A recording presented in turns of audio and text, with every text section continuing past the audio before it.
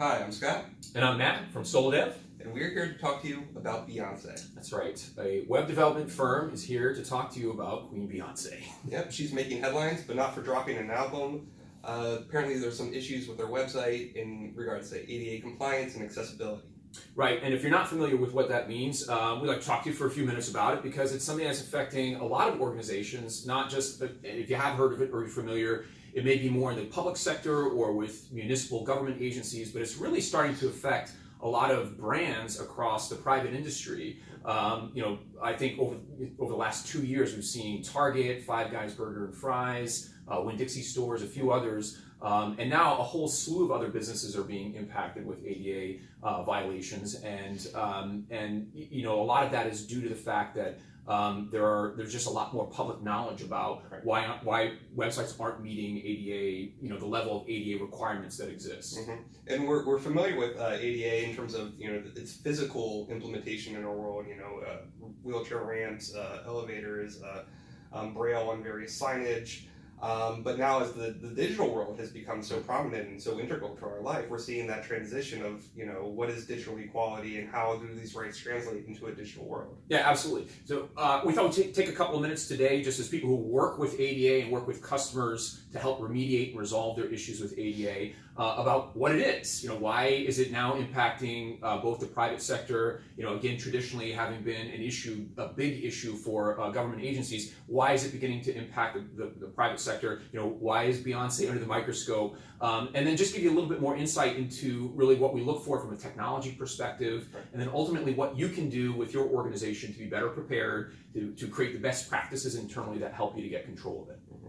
And digitally, what we're looking for is various things like setting up alt tags. This helps screen readers to actually read the contextual information of an image. We're looking at for color contrast, ensuring that there's enough contrast for visually impaired people to actually see the difference. We want various link components to be highlighted so that there's very clear direction and within the user flow for people to make decisions on your actual web page. Yeah, absolutely. And as we've seen time and again, it's not something you're always aware of. So it could be something like dealing with the color contrast on a website. What colors are safe to use, what colors don't pass an ADA inspection. And we use best of breed tools to do that, right? We turn to Site Improve, which is a platform that we use to scan websites to look for these violations and flag issues. But it's also got a big impact on things like SEO as well, right? Absolutely, the two are integral. I mean, structurally accessible tags and making sure your site's accessible tends to improve your SEO because, you think a screen reader is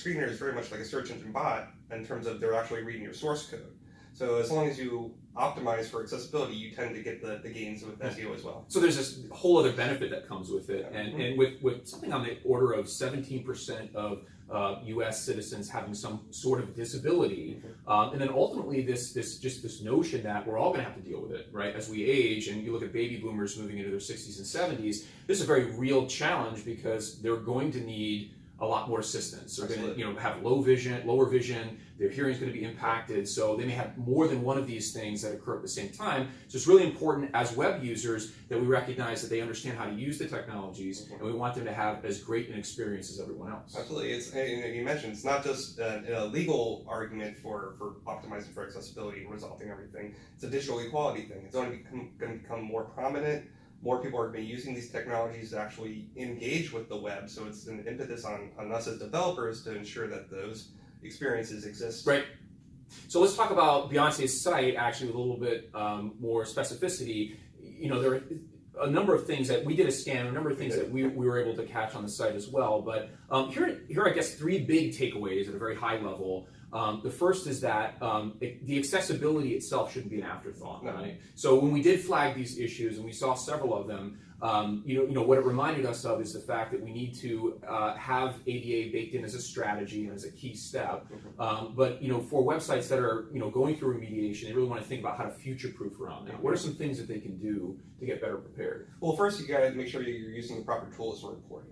So Site Improve, there's Mosquito, there's functional. You mentioned JAWS too, like a screen reader, right? JAWS is a screen reader technology. So as developers, we actually want to use these tools from the get-go to ensure that those experiences exist and are properly optimized. So think about JAWS is, as developers, we bring it up, we actually engage with the screen reader, try to tab through everything, make sure that everything has the proper descriptions, proper ARIA, proper alt tags, just ensure that all the contextual information that a visually impaired user would need is there in the actual source code. A lot of tech stuff. Yes.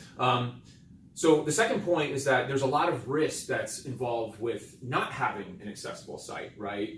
Versus the time spent in having to fix it and make it accessible. We see this with a lot of our customers because they're coming to us, usually knocking on our door saying, "We've been sued, so help us."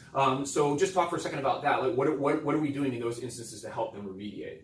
We're taking a comprehensive standpoint. So we do a scan, we look at all the big ticket items, and then we have to prioritize, what can we resolve quickly, immediately, and what can we do over the long term.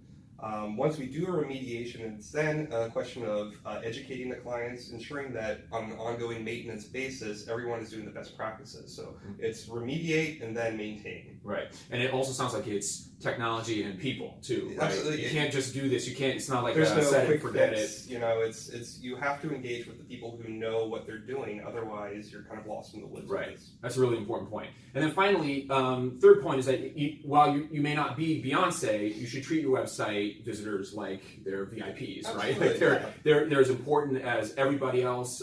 We strive for this idea of digital equality. I think you made that point a couple of times.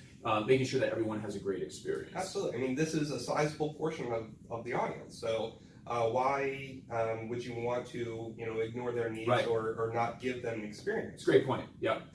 So if you do have questions about ADA and accessibility, our team and our technology is here available for you. We're working with clients right now, day in and day out, to help them remediate, but also helping them build from ground zero so that they're future-proofed around a lot of these challenges. We're happy to provide a couple of links down below for some of our favorite tools for performing some of the site improved scanning. But if you have any questions, feel free to reach out to us. There's an email address down there as well. Looking forward to having more chats in the future, and I'm sure Beyonce is going to get through this. Oh, absolutely. Thanks so much. Take care.